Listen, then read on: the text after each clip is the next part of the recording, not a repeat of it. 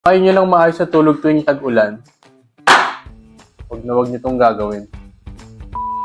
Kasi it's been raining in Manila, hindi ka ba nilalamig? Dito na nga masusubok kung maayos yung mga waterproofing na nagawa natin sa mga bahay. Yes, Architect Jonas, that's right. Yung different types ng waterproofing, andyan yung liquid waterproofing, membrane waterproofing, tsaka yung cementitious waterproofing natin. Membrane waterproofing, we usually ginagamit natin siya sa mga balcony, especially kapag may mga bedroom sa ilalim, and then apply bituminous membrane na usually siya yung hot applied yung sinusunog.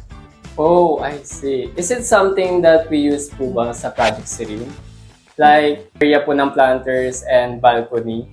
I remember kasi na parang may sinusunog sila sa ilalim na part, then sa kanila ipa-flat sa surface. Yes, Edward. Remember ba yung cementitious waterproofing that we used sa toilets ng Project Serene? Yes, sir.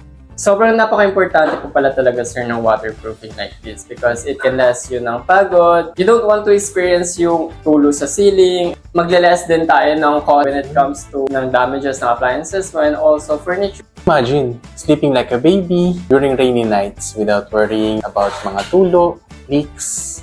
Kaya now, that is really crafted in every detail. At 𝐸CO, everything is crafted in every detail.